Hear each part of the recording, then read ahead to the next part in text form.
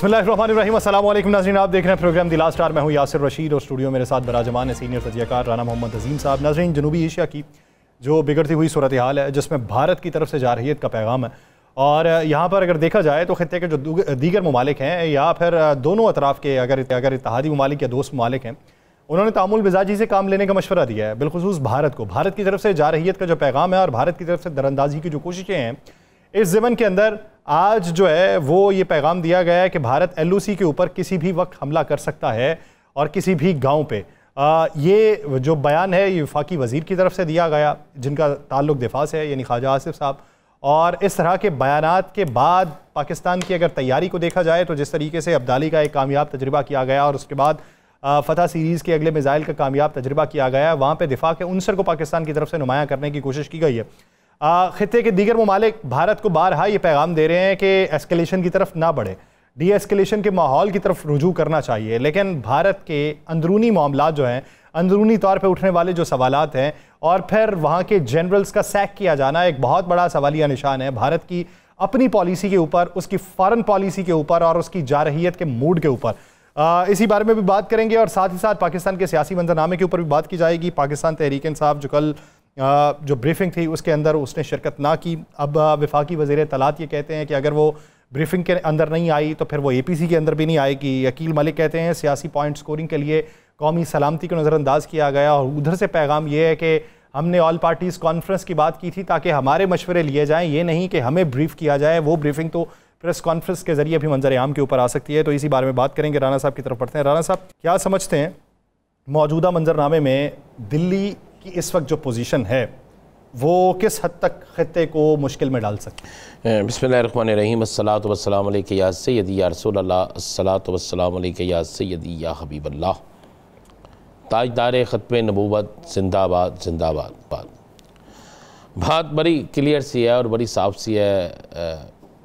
नरेंद्र मोदी, मैंने याद करने पहले भी कहा था, नरेंद्र मोदी दोनों सूरतों में ख़त्म हो गया। अगर वो जंग करता है तो फिर भी नरेंद्र मोदी गया, अगर नरेंद्र मोदी जंग नहीं करता तो फिर भी नरेंद्र मोदी गया। इसलिए कि नरेंद्र मोदी ने जो जंगी माहौल वहाँ पैदा किया था, उस जंगी माहौल में पहली शिकस्त उसको उसके अपने मुल्क के अंदर हुई, दूसरी शिकस्त भी उसके मुल्क के अंदर हुई, तीसरी शिकस्त भी उसके मुल्क के अंदर हुई, चौथी शिकस्त उसको उस वक्त हुई जब उसके 6 त्यारे उड़े और वापस चले गए। फिर कुछ त्यारे उसके गायब हो गए। फिर वो रफ़ील, कफ़ील या ममील, जो मर्ज़ी इसका आप नाम रख लें, वो भी फेल हो गए।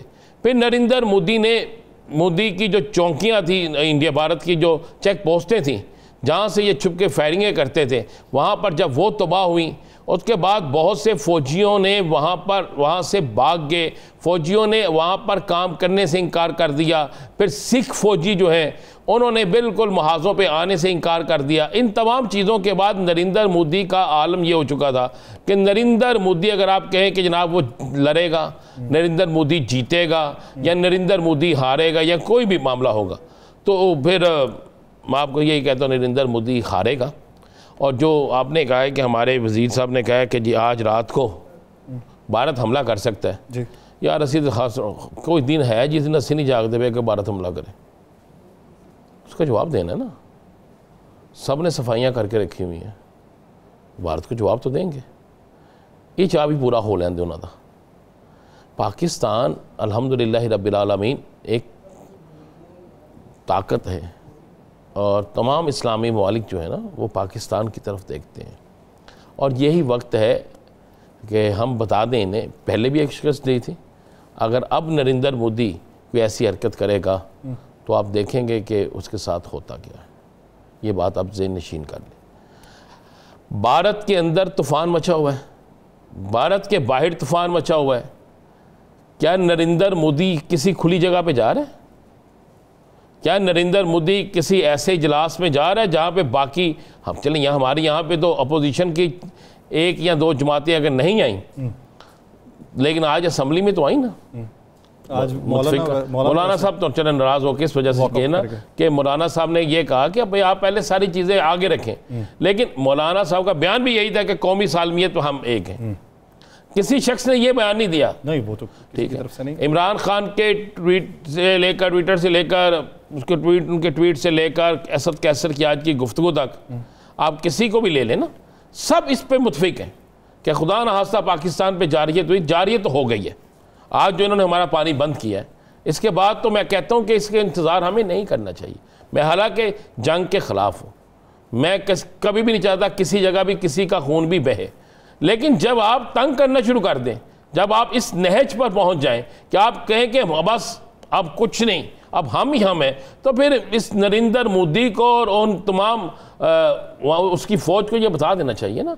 साथ जो इसराइल के लोग वहाँ पे जंग लड़ने के लिए इंडियन आर्मी के रूप में आए हुए हैं, सर उन्हें पता चले। नहते लोगों पर आग बरसाना, नहते लोगों पर फायरिंग करना बहुत आसान है, उन पर बम फेंकना बहुत आसान है। आइए इधर आइए, आपको जवाब मिलेगा। यहाँ पे आप, मैं कल देखने चला गया वाघा बॉर्डर पे, तो मुझे तो ऐसे लगा उस तरफ तो मौत का समय है, दूसरी तरफ तो हालांकि हमारे इधर कंस्ट्रक्शन हमारे कंस्ट्रक्शन भी नहीं, हमारे यहाँ पे लोग तो ऐसे थे कि जैसे वो प्लेट देखने नहीं आए, वो लड़ने आए हैं। चाहे कोई बच्चा था, कोई जवान था, कोई बूढ़ा था, वो तो इस चक्कर में आए थे कि अभी गेट को तोड़े, इंडिया के अंदर दाखिल हो जाए और इनको खा जाए। और उधर तो हो का आलम था, उनकी फौजियों के चेहरों पर भी आपने देखा पिलाखट थी। वो तो ऐसे थे, डरे हुए थे शायद के आधे घंटे बाद रहना ही नहीं उन्होंने। सर वो इधर जो कंस्ट्रक्शन वाले हैं ना, मजदूर जो हैं, वो मेरी परसों बात हुई तो वो कहता है कि हमारा दिल करता है इनको इधर से खींच के पाइपों से और बेलचों से मारें। ये मैं कह रहा हूँ, ये जज्बा है एक मुसलमान कौम का, ये जज्बा है पाकिस्तान का, ये जज्बा है हर उस पाकिस्तानी का, चाहे उसका किसी भी सियासी जमात से तल्लक हो, लेकिन वो पाकिस्तान के लिए खड़े हैं। वो पाकिस्तान के लिए अपनी जान का नजराना देने के लिए खड़े हैं। वो पाकिस्तान के लिए किसी की जान लेने के लिए भी खड़े हैं, और पाकिस्तान के लिए भूखे रह के लड़ने के लिए भी खड़े हैं। वो तैयार बैठे हैं। आप ज़रा सियासी मंजरनामे भी आ जाए जी, अगर आपकी इजाज़त हो तो। जी जी जी।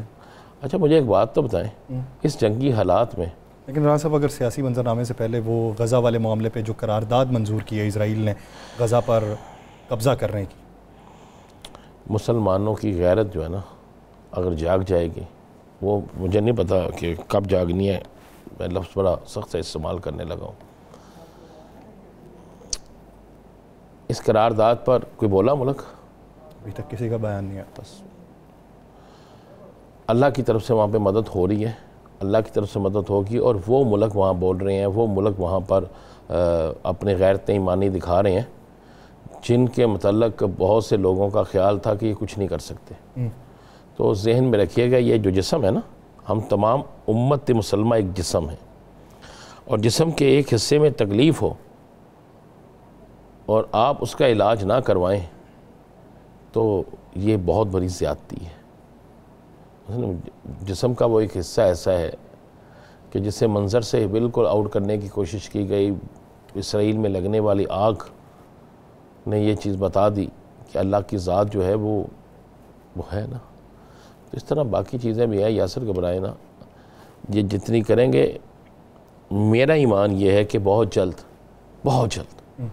इसराइल पर वो आफत आने वाली है जिसकी वो सोच नहीं सकता। और जिस तरह अबाबील लोगों का लश्कर जो आया था ना, तो अबाबीलों का लश्कर आ सकता है, लेकिन बहुत से उन ममालिक की तरफ अब कुछ चीज़ों को ना अयां किया जाता है, बिल्कुल क्लियर किया जाता है। हमारी सियासी क़ुव्वतें, हमारी दीनी क़ुव्वतें, हमारी वो तमाम क़ुव्वतें जो कहती हैं कि हम सबसे बड़े मजबूत हैं, और दुनिया की सबसे बड़ी आलमी अदालत जिसके हुक्म पर हम तो गलबोशन को कुछ नहीं कर सकते, लेकिन इसराइल उसका हुक्म नहीं मानता।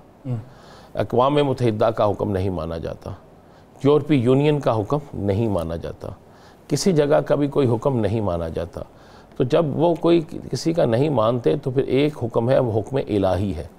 वो हुक्म इलाही नहीं होगा, हुक्म पे अमल करने का नहीं कहा जाएगा, फिर ऊपर से अमल हो जाएगा, और फिर ऐसा अमल होगा कि दुनिया देखेगी। एक ब्रेक लेते हैं जी नाज़रीन, ब्रेक लेने के बाद वापस आएंगे। इसी मंजरनामे में मज़ीद बात की जाएगी, कहीं नहीं जाएगा। Stay with us.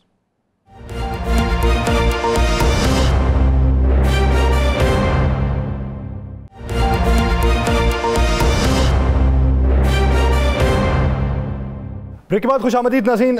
Pak Bharat कशीदगी के हवाले से हमारे जो हमसाया ममालिक हैं या हमारे जो दोस्त ममालिक हैं उनकी तरफ से तो इक़दामात और उनकी तरजीहात और उनका हमारा साथ देने का जो इंडिया है वो तो वाज़े तौर पे दुनिया ने देख लिया, जिसकी वजह से भारत को मुँह की खाना पड़ी। लेकिन अंदरूनी मामलात जो हैं क्या वो क्लियर हैं? इब्तदाई तौर के ऊपर तमाम जो पॉलिटिकल जमातें थीं वो एक पेज के ऊपर दिखाई दे रही थीं।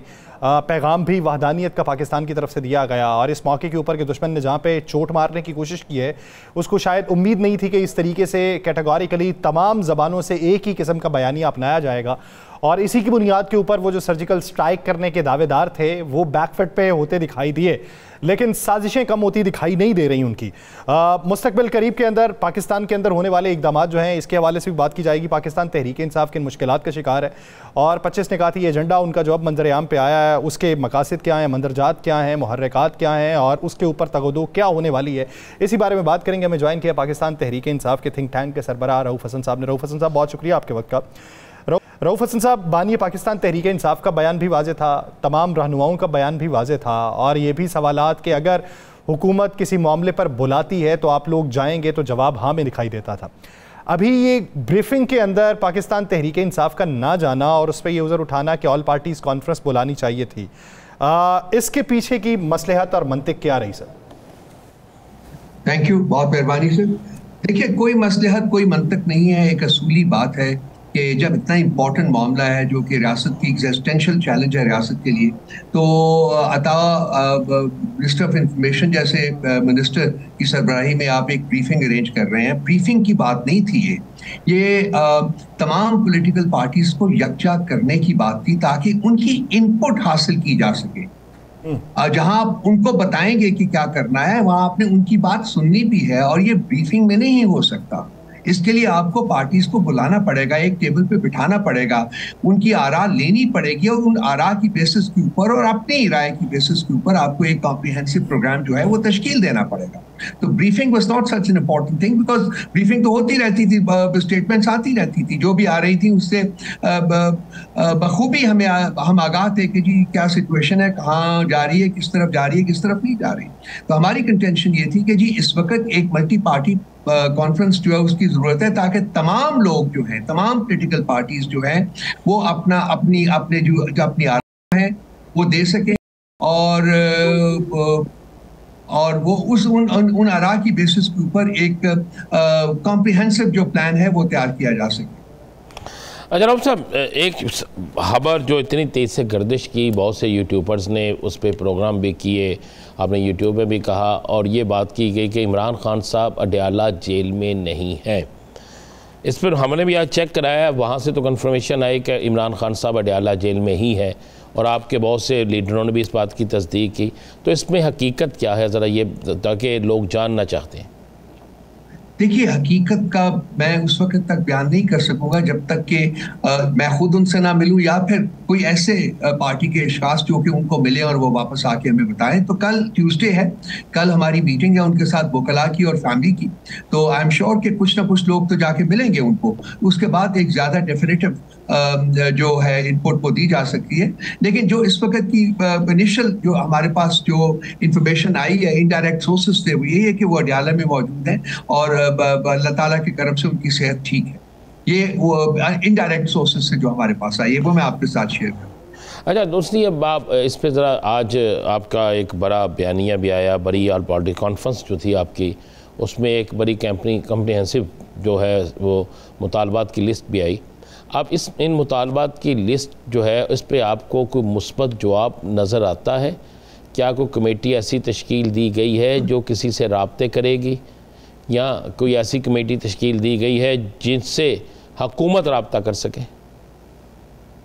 देखिए, कमेटी तो हमारे लोग बने हुए हैं, ऑलरेडी मौजूद है। एक ग्रुप ऑफ पीपल जो है उसका खान साहब ने बहुत देर से बनाया हुआ है, जिसका वो जिक्र भी कर चुके हैं कि जी हम बातचीत के लिए तैयार हैं। लेकिन ये जो मुतालबात हैं, जो 25 मुतालबात आए हैं, ये हमारा मल्टी पार्टी प्लेटफॉर्म जो है तहरीक बहाली आईन पाकिस्तान, उस प्लेटफॉर्म से ये सारे जो मुतालबात आए हैं। तो अब अगर बात करना होगा तो उनके साथ ही इंगेज करना होगा, लाजमी बात है। PTI उसमें एक मेजर स्टेक होल्डर है, PTI भी मौजूद होगा, लेकिन ये उनके उनके उनके उनके उनके ये डिमांड्स हैं।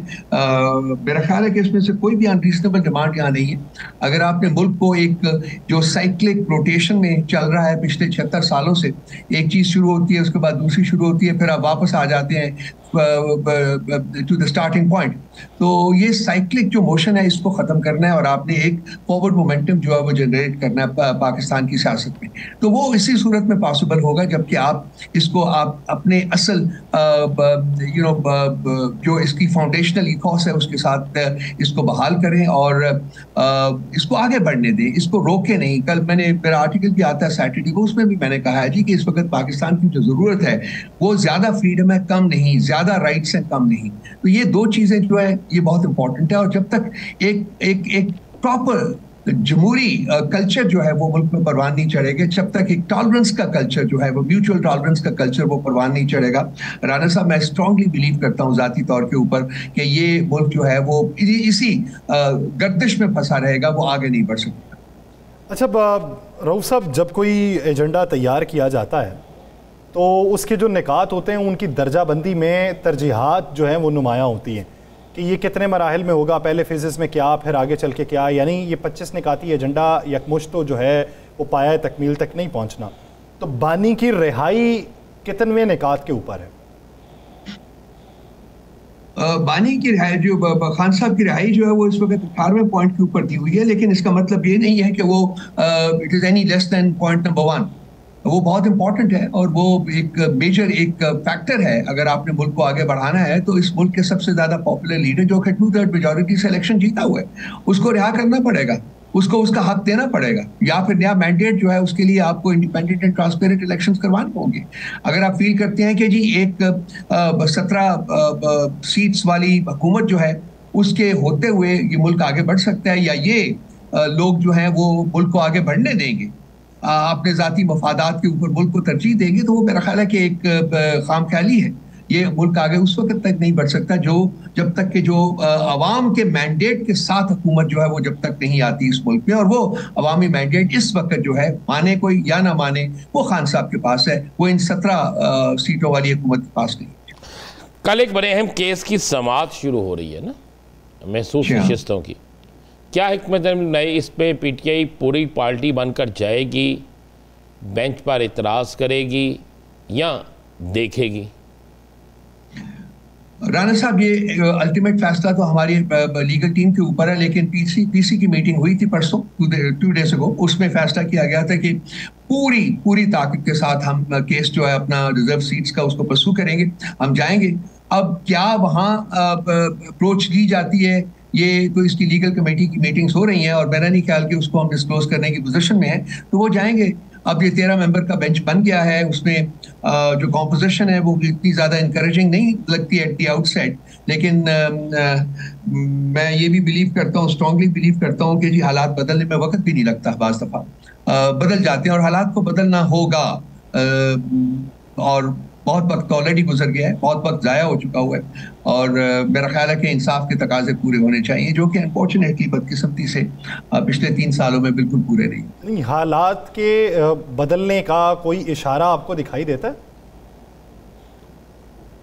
अंधेरा जब आता है ना जी, बहुत ज़्यादा अंधेरा होता है, तो उसके बाद फिर रोशनी जो है वो उतनी तेज़ी से फूटती है। मेरा ख्याल है कि अब अंधेरे की इंतहा है और रोशनी का आगाज है। मैं इसको मल्टीपल तरीकों से बयान भी कर सकता हूँ, आपके साथ डिस्कस भी कर सकता हूँ।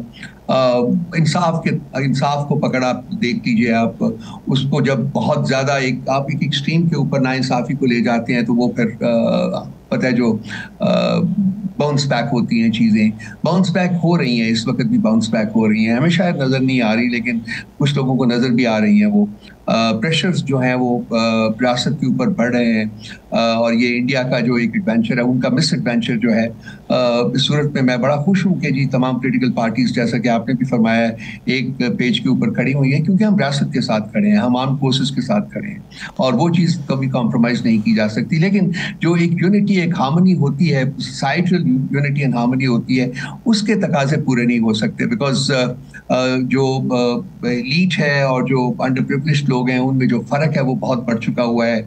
इस वक्त डिसकंटेंटमेंट जो है वो बहुत ज़्यादा वाइड स्प्रेड है। आप लोगों के पास जाके बात करें, किसी जगह चले जाएं, 10-15-20 बंदे इकट्ठे करके, मुझे शाज़ और नादर कोई बंदा मिलता है जो कि कहता है जी कि हालात ठीक है मुल्क के। जिससे भी आप बात करें, बड़ी इस मुल्क में पिछले 4, 5, 6, 7, 8 सालों में बड़ी समझ बूझ जो है वो हुई है। पॉलिटिकल कॉन्शियसनेस बहुत ज़्यादा बड़ी है। लोग हम शहरी लोगों से ज़्यादा जो है वो रूरल एरियाज में जानते हैं कि क्या हो रहा है। तो कोई बंदा आपको पूरी तरह जो है वो खुश नज़र नहीं आ रहा, कंटेंटेड नज़र नहीं आ रहा कि मुल्क के हालात ठीक है। तो ये मेरे नज़दीक ये तमाम जो डिसकंटेंटमेंट है ये तब्दीली की निशानी है। ये तब्दीली जो है इसके बाद आनी ही होती है, उसको आप रोक नहीं कर सकते ज़्यादा देर तक।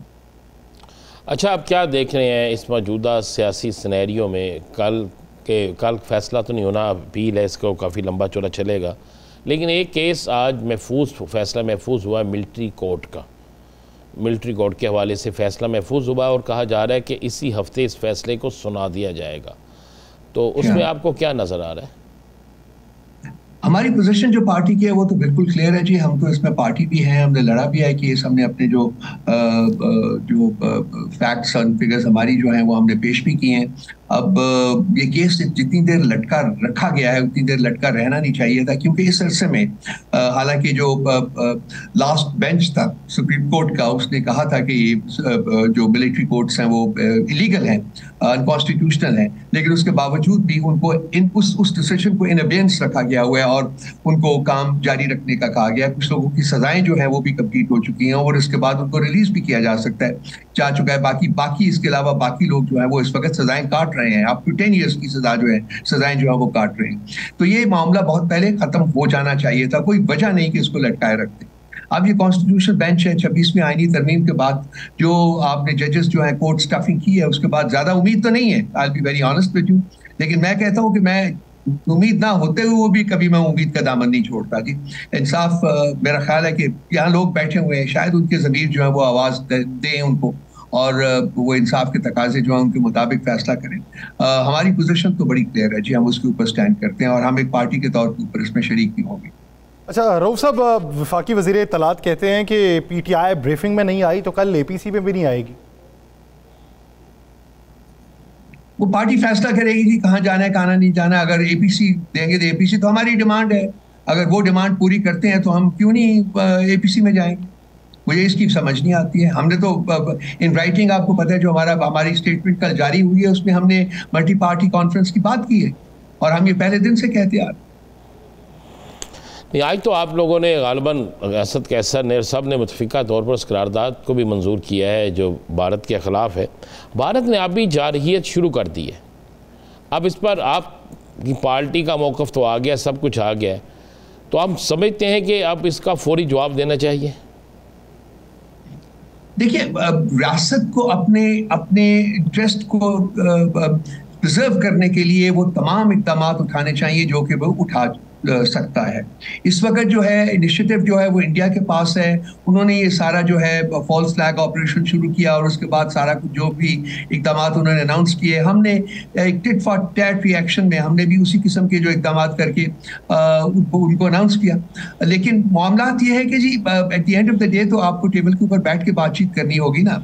अब ये इंडस बेसिन वाटर ट्रीटी जो उन्होंने इन अबेयंस रखी है, अभी तक उसको एब्रोगेट नहीं किया, उसको एब्रोगेट कर नहीं सकते क्योंकि उसमें एक और फ्रीक है, वो वर्ल्ड बैंक है। सो इसमें किसी भी फ्रीक को, दैट मीन्स कि इंडिया या पाकिस्तान को यूनिलैटरली इस ट्रीटी को एब्रोगेट करने का हक हासिल नहीं है, वो नहीं कर सकते, ये इंडिया को भी पता है। लेकिन वो अब उसको अगेंस्ट में रख के शायद पाकिस्तान के जो inflow of water into Pakistan है उसको किसी तरीके से कंट्रोल करने की कोशिश करें और ये पाकिस्तान के ऊपर मुनस्सर है। उन्होंने तो कहा है कि ये एक्ट ऑफ वॉर है। जब एक्ट ऑफ वॉर होता है तो अगर इंडिया टेक्निकली अगर वो इस किस्म का कोई कदम उठाएगी तो फिर पाकिस्तान को रिटेलिएट करना पड़ेगा। अब किस फॉर्म में रिटेलिएट करता है पाकिस्तान, ये देखना होगा। इस सिलसिले में हमें तो ब्रीफिंग अभी तक नहीं दी गई, ऑल पार्टीज कॉन्फ्रेंस होगी तो उसमें सब ये चीज़ें डिस्कस हो जाएंगी।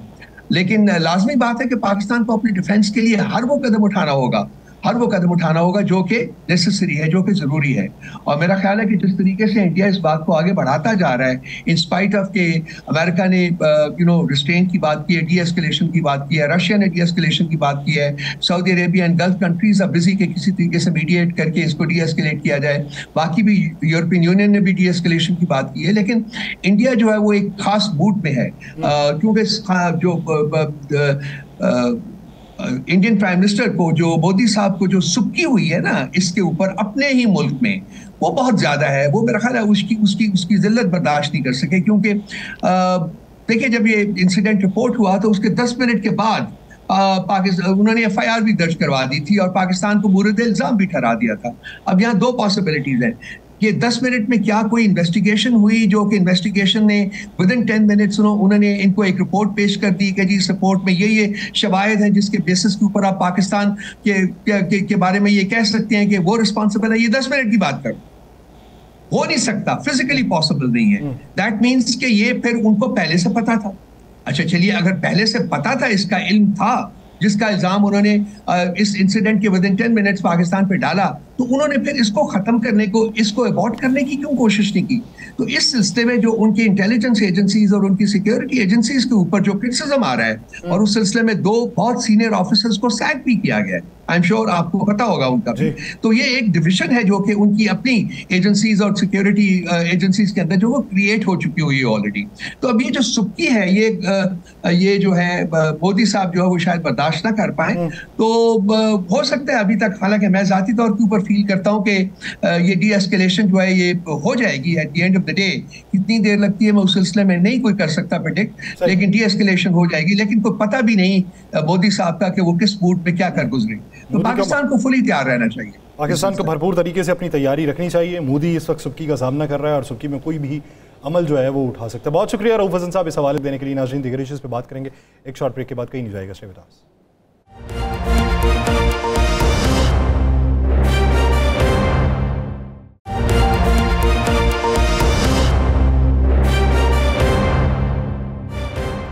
ब्रेक के बाद खुशामदीद नाज़रीन, मौजूदा मंजरनामे के ऊपर बात की जाएगी, हुकूमती इक़दामात के ऊपर, और भारत को जवाब देने के लिए हिकमत अमली जो तरतीब की गई है और भारत की तरफ से जो जारहियत के उनसर इस वक्त नुमायाँ हो रहे हैं, बिलखुसूस मकबूजा जम्मू और कश्मीर के जो रिहायशी लोग हैं उनकी बेदखली के हवाले से भी, और आलमी सतह पर पाकिस्तान का नैरेटिव, अगर डिप्लोमेटिक टाइज देखें या सिफारती महाज के ऊपर पाकिस्तान किस हद तक आगे बढ़ के बात कर रहे हैं, इसी बारे में बात करेंगे। हमें ज्वाइन किया है वफाकी वज़ीर अमीर मकाम साहब ने। अमीर मकाम साहब, बहुत शुक्रिया आपके वक्त का।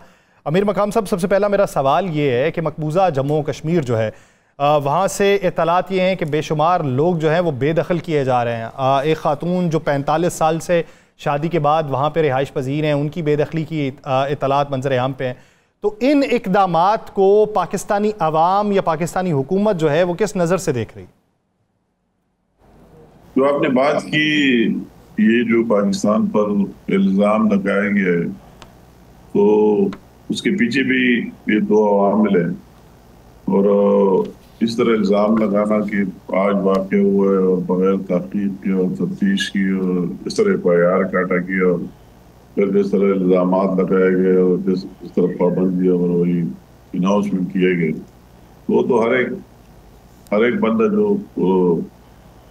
समझदार होता है वो कहते कि ये किस तरह हुआ, इसमें तो कुछ और इशू। इसमें जो आपने सवाल किए, इसमें ये 2 बात है कि एक तो पाकिस्तान को इस तरह मैसेज दिया जाए और उनको दबाया जाए। वो लोग मकबूजा जम्मू कश्मीर में कश्मीरियन के लिए आवाज़ बुलंद कर रहे हैं कि पाओ अखलाकी हो, पाओ सफारती लेवल पर हो, पाओ दूसरे लेवल पर हो, वही आवाज़ बुलंद करते रहे कि उनको अक़वाम मुत्तहिदा के रिजोल्यूशन कहते हैं, ये एक डिस्प्यूटेड इशू है और उसके मुताबिक इसका हल होना चाहिए, कि इस आवाज़ को दबाया जाए। और दूसरी ये बात है कि जो मकबूजा जम्मू कश्मीर में कितने मज़ालिम 77 ईयर्स से इंडिया कर रही है और उन बेचारों को दबा रही है।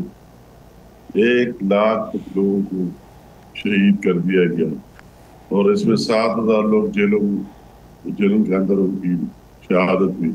आज भी इंडिया की जेलों में हजारों की तादाद में कश्मीरी मुसलमान पड़े हुए हैं और इसके अलावा उनके घरों को विस्मार किया गया, उनके साथ क्या क्या मुतालिब नहीं हुए, और वो अपनी जगह कायम दायम है और वही बात आज तक करते आ रहे हैं।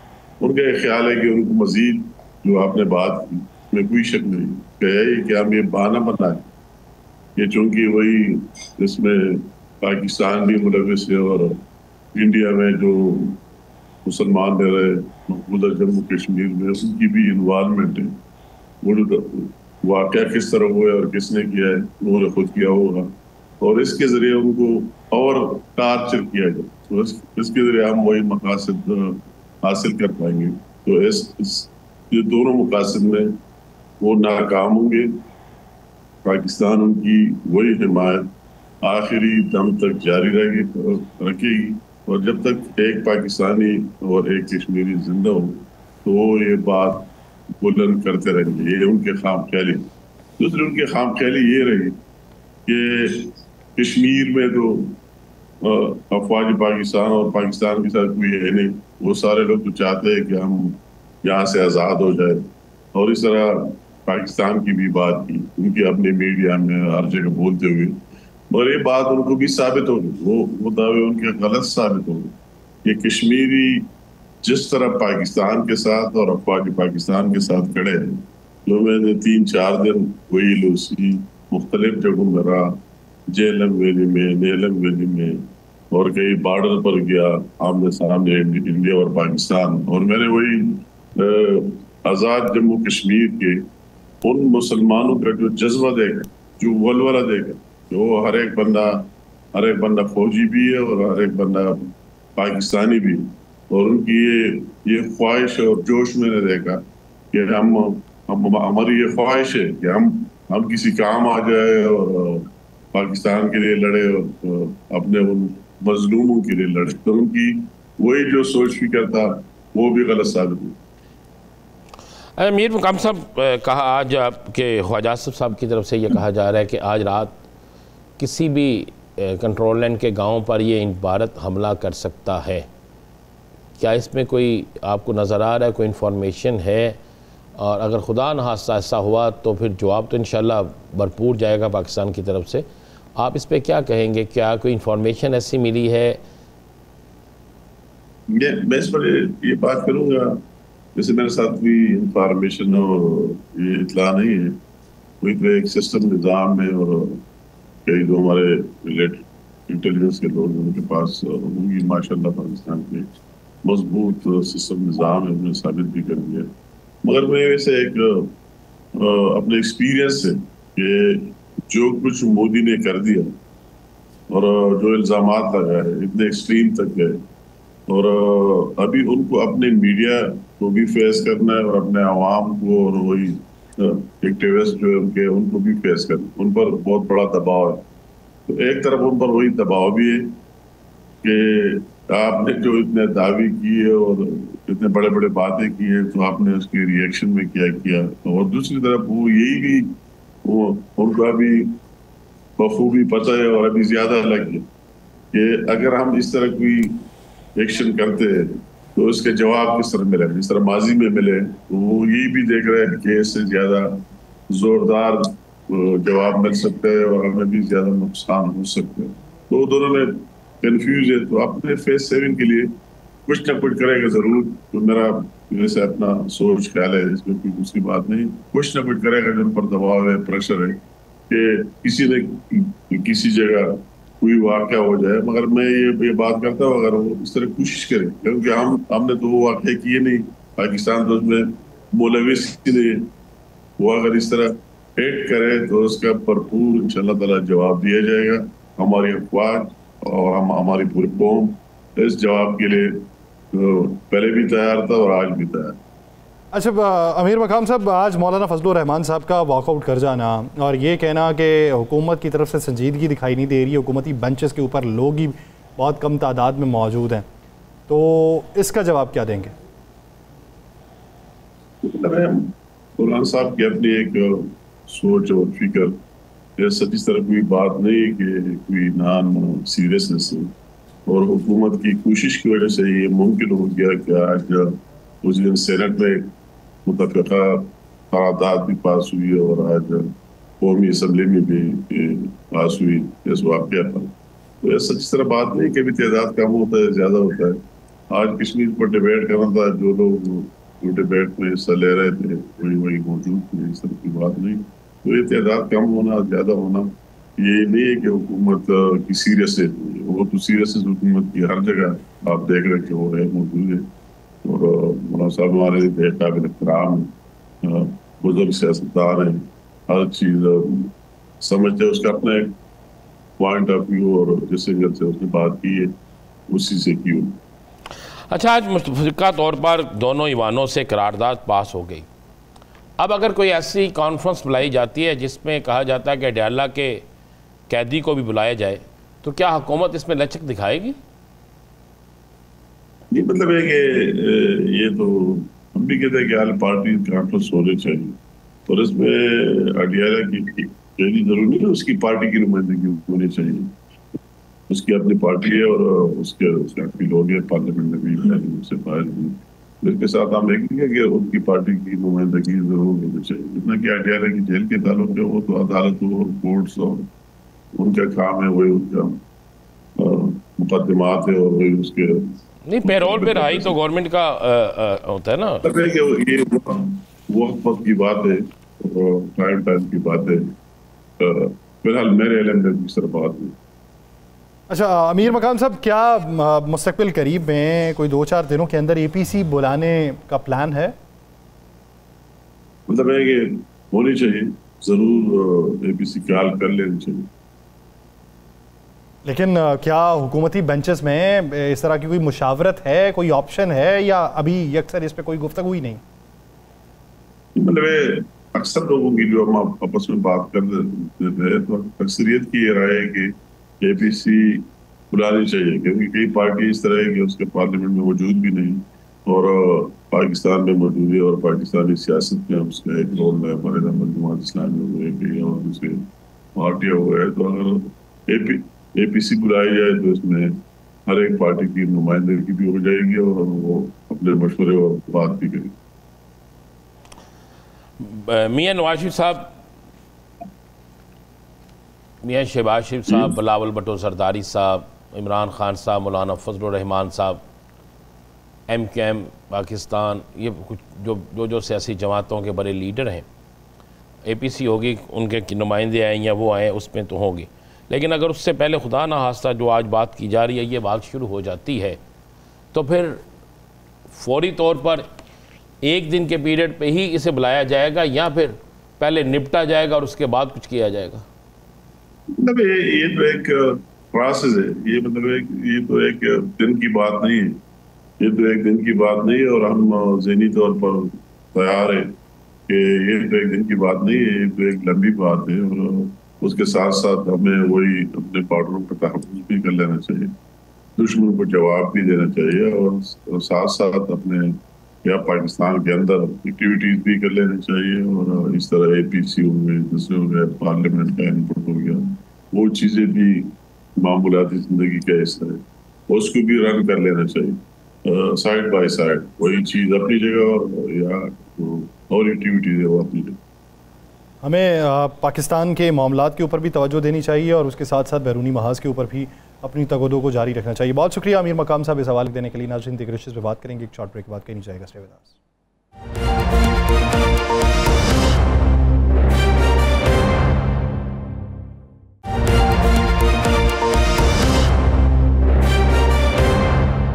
ब्रेक के बाद खुशामदीद पहल नहीं करेंगे और अगर पहल हुई, भारत ने जारहियत की तो भरपूर जवाब देंगे, वज़ीर आज़म ने ही कहा। और ख्वाजा आसिफ साहब की जो बात है कि इत्तलात हैं कि भारत ऐसी कोई हरकत कर सकता है। राना साहब, अगर ख्वाजा आसिफ साहब की इसी बात का अहाता किया जाए तो क्या समझते हैं कि क्या प्लानिंग है और क्या भारत को भुगतना पड़ेगा?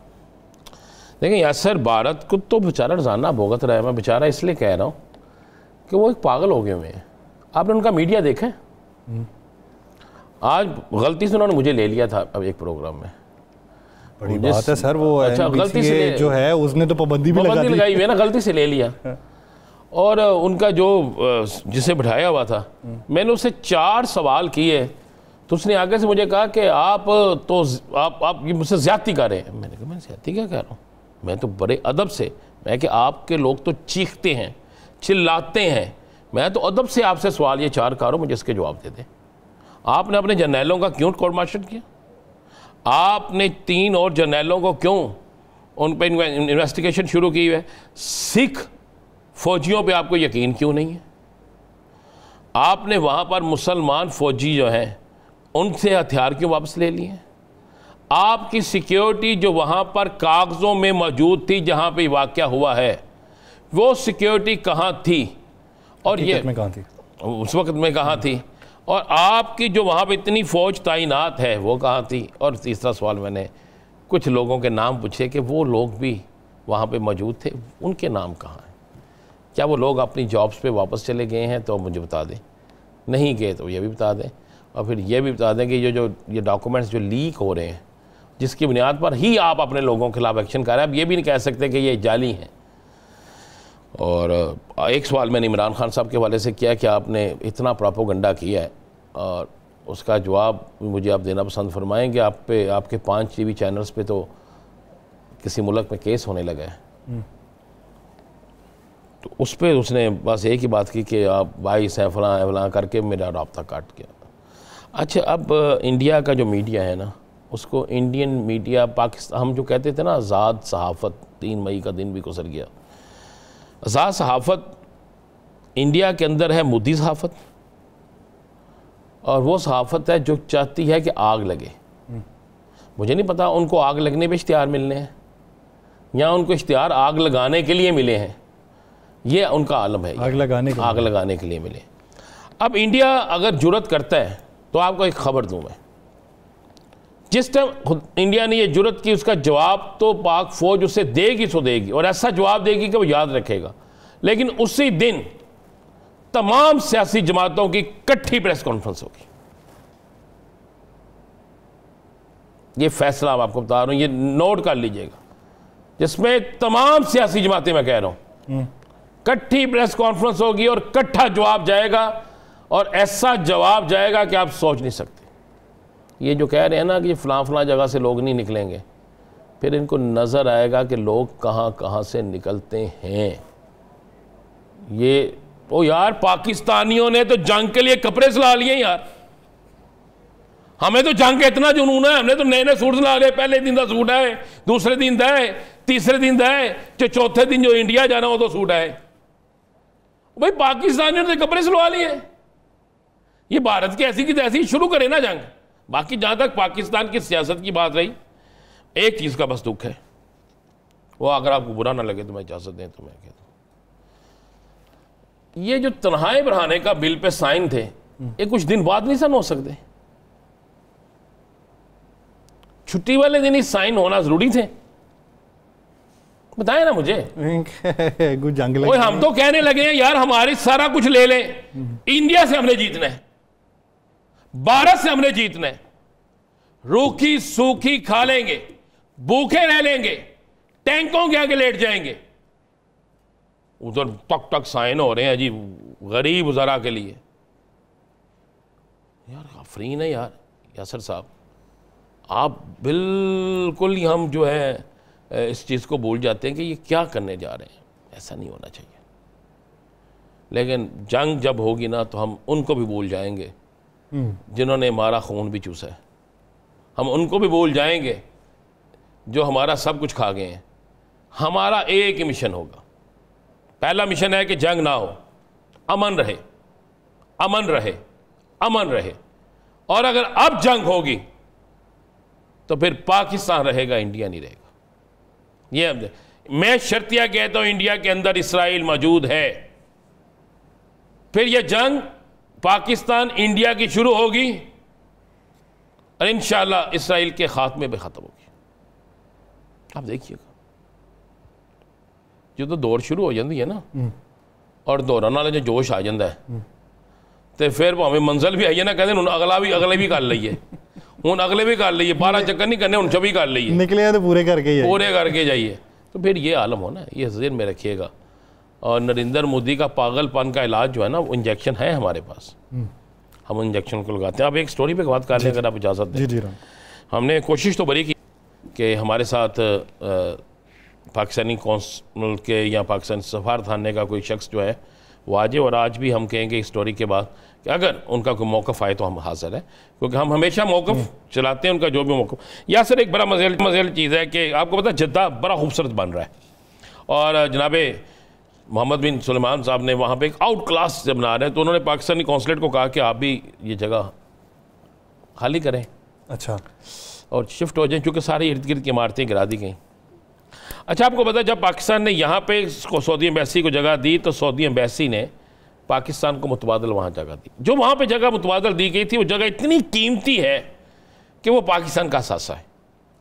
आपने अपना कौंसल खाना किसी भी और जगह बना सकते हैं सस्ती जगह पे। अच्छा, पहले ये देखते रहे, फिर आप उसी जगह पे इन्होंने चला गया। अगर वो कीमती तरीन जगह एक तो आपने अपना असासा कर दिया। उसके बाद क्या हुआ, बोली हुई कि कौन इमारत को, इस बिल्डिंग को बनाएगा। ये मेरे पास टोटल डॉक्यूमेंट्स जो है, इवन यहाँ तक कि ये एक ऑडिट, इंस्पेक्शन ऑडिट रिपोर्ट भी है। और सऊदी अरब की तरफ से, सऊदी अरब ने हमेशा पाकिस्तान के साथ इतनी मोहब्बत की है जिसकी इंतहा कोई नहीं। उन्होंने एक लेटर लिखा कि हम आपको जगह देने के लिए तैयार हैं, हमारी स्क्रीन पे ये लेटर चल रहा है, हमने उनकी जगह नहीं दी। अच्छा, असी क्या उसी मौजा करी है ना। फिर होता क्या है, ये सारी चीज़ों के बाद अचानक होता क्या है कि जी ठेका हो जाता है जी, और एक ऐसी को ठेका दे दिया जाता है यासिर साहब, जिस कंपनी के मतलब आप कह सकते हैं कि जो रूल है ना सऊदी अरब के रूल, उन पर वो कंपनी पूरा ही नहीं उतरती। अब मज़े वाली बात यह है कि एक कंपनी उसी चीज़ को बनाने के लिए $2 मिलियन अमेरिकी डॉलर, 2 मिलियन अमेरिकी डॉलर कम दे रही है, कम पे बना के दे रही है। अच्छा, 20 लाख अमेरिकी डॉलर कम पे बना के दे रही है, ठीक है। उसको इन्होंने क्या कहा कि उसको ठेका नहीं दिया। उसके साथ किया क्या, उसके साथ करते क्या है कि जनाब वो बेचारा आया, उसको रिसेप्शन पे बिठा दिया, उस कंपनी को, बाकियों के ऊपर की जा रहे। यानी एक पार्टी ने 4 कंपनियां बनाई, ले गया, अच्छा, अपनी ही बनाई ना, अपने बंदों की तरह दी ऐदी ऊपर चला गया, उसकी किसी ना किसी के साथ थी मिली भगत। अच्छा, उसने वहाँ जाके कि जनाब ये कर लें, उसको कर लिया गया। जो नीचे बंदा बैठा था उसे जब बुलाया गया, उसे कहा नहीं हूँ तो टाइम मुक गया, तो चला जाओ। उसने एप्लीकेशन दे दी। एप्लीकेशन देने के बाद जब इंक्वायरी करने वाली टीम आई, उसने कहा जी आप इस तरह करें, मेरी सारी बातें छोड़ दें, वीडियो जो कैमरे लगे हैं उन सीसीटीवी फुटेज निकाल लें कि मैं कब आया था, कब आया और कब किया। उसके बाद उसने कर दिया केस।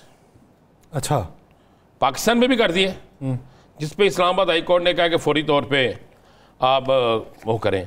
अब उस पर उन्होंने एक बड़ी तफसीली रिपोर्ट जो है बना के उसको दे दी है, अल्लाह भला करे भेज दी है इसहाक डार साहब को भी। इसहाक डार साहब को जो तफसीली रिपोर्ट भेजी है उसमें उन्होंने वाज़े तौर पे लिखा है कि जनाब किस किस जगह पे किसने क्या क्या करप्शन की है और क्या क्या किया। जिस कंपनी को ठेका दिया गया है वो कंपनी, ये डॉक्यूमेंट्स में इसलिए सारे आपको दिखा रहा हूँ कि वो कंपनी जो है वो उन रूल्स के मुताबिक जो सऊदी अरब के रूल्स हैं, क्योंकि दोनों कंपनियां सऊदी अरब में रजिस्टर्ड है, सऊदी रूल्स के मुताबिक वो कंपनी वो काम कर ही नहीं सकती।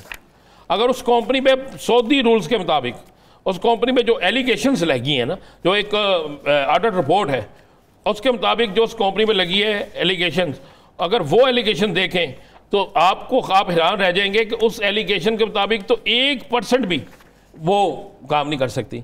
और पता चला है कि उसने मतलब उसमें लिखा ऑडिट रिपोर्ट के मुताबिक सिर्फ यही दोनों कंपनियां 2021 से कौंसलेट के लिए काम कर रही हैं। 2 कंपनियां जो हैं असास कंस्ट्रक्शन और मूविन अलबना, दोनों एक ही शख्स सरदार इकबाल की मलकियत है। अच्छा जी, जो कि एम्बेसी के एक बड़े अहम शख्सियत के दोस्त हैं। अच्छा, ऑडिट बोर्ड के मुताबिक सिर्फ यही दोनों कंपनियां 2021 से कौंसलेट की मरम्मत का काम कर रही हैं। इनको बगैर किसी माली जमानत के एडवांस दे गई गई। ये ऑडिट रिपोर्ट में लिखा है, ये मेरा आपका नहीं है। यह काम सिर्फ कागजों में हुआ, लाखों रुपए जो है वो कुछ लोग लगे। पैरा नंबर ऑडिट रिपोर्ट के पैरा नंबर 9, 12, 13, 14, 15, 16, पैरा नंबर 06 में लिखा है कि एयर कंडीशन मूवन अलबिना ने फ्राहम की ये झूठी कंपनी सिर्फ कागजी कार्रवाई के लिए इस्तेमाल की गई। पैराग्राफ नंबर 20 में लिखा है कि 1898-739 फीस की मद में जमा हुआ मगर 1 माह तक जमा नहीं करवाया गया। अच्छा, ये कौन से पैसे होते हैं भला? पासपोर्ट की फीस नहीं होती, वो भी होते हैं, बाकी पैसे भी होते हैं, रोजाना के रोजाना जमा कराए जाते हैं, पता नहीं क्यों नहीं जमा कराए गए। उन्होंने कहा कि यह रकम मुनाफे के लिए बिल्डिंग मटीरियल के कारोबार में लगाई। अच्छा, अन्ना मुंडे डियोरिया मुरमुरा अपराकार। फिर पैरा नंबर 11 में लिखा वादे लिखा है कि बगैर किसी साब्ते के 10 लाख रियाल का कंस्ट्रक्शन मुआहिदा जो है असास कंसल्टेंट को दिया गया। इकबाल नसर इस कंपनी का मालिक है। इसका काम और स्पॉन्सरशिप तफसीलात खारजा को दी जा चुकी है। अच्छा, नहीं हो सकता ये। पैरा नंबर 10 में मुकम्मल तफसील है कि तमीराती मुआहिदा किस तरह दिए गए। ये कंपनी कागजी काम, मसला ये कि ये कंपनी कागजी काम कर रही है। उस कंपनी कागजी काम कर रही है, चंद लोग हैं, ये ऑडिट बोर्ड में लिखा है। आगे उसने कंपनी ने क्या किया, मुआहिदा मिलने के बाद फौरी तौर पर उन्होंने वो दे दिया उसको किसी और कंपनी को, ना आगे सब कंपनी नहीं होती, उनको वो दे दिया कि जनाब आप ये सारा कुछ करें। अच्छा, मेन पे वो थे और आगे फिर असल कंपनी को दिया गया होगा ना अपना कमीशन रख के। अपने कमीशन आगे असल कंपनी दूसरी कंपनी को दे दिया गया। अब उसको चेक कौन करेगा? कोई नहीं करेगा। अब एक कंपनी जो बेट देती है, आप अंदाजा लगाए, आप पाकिस्तान के लिए बेहतरी के लिए काम करना चाहते हैं। अब 1 करोड़ अमरीकी डॉलर की कैप्शन है ये मुबैना तौर पे। 1 करोड़ हम बिल्कुल बन जाएगी ना पस मंजर पे। अगर आप देखें तकरीबन 20 लाख डॉलर इसे मतलब देखें, एक कंपनी है वो कहती है जनाब हम सबसे कम कीमत दी उसने कहा हम 20 लाख डॉलर कम दे रहे हैं। यानी एक कंपनी है वो 20 लाख डॉलर ज़्यादा पे काम कर रही है। एक कंपनी आती है और वो कंपनी कहती है जो हम 2 मिलियन डॉलर कम करते हैं, लेकिन उसमें नहीं होता। इसमें हम आपको ये बता दूं कि नैब में ये मैं ब्रेकिंग कर दूं, या नैब में ये केस चला गया। अच्छा, यहाँ सुबह तक इसकी कॉपी आ जाएगी। और साथ में इस्लामाबाद हाई कोर्ट में है ये केस, और सऊदी हुकूमत भी इस पर, सऊदी हुकूमत को भी दरखास्तें चले गई हैं और सऊदी हुकूमत भी इस पर एक्शन ले रही है। हमने राबिता करने की कोशिश की सिफारत खाने से कि किसी ओहदेदार से राबिता करके, लेकिन दूसरी तरफ से जवाब नज़ारत। और अगर इसके ऊपर कोई कमेंट करना चाहे या इस पर कोई जवाब देना चाहे तो राबिता दोबारा करके हमें जवाब दिया जा सकता है। नाज़रीन, प्रोग्राम का वक्त खत्म हुआ जाता है। मुझे और राना साहब को दीजिए इजाज़त। आपसे मुलाकात होगी कल के रोज़। अपना बहुत सा ख्याल रखिएगा। अल्लाह ने के बाद।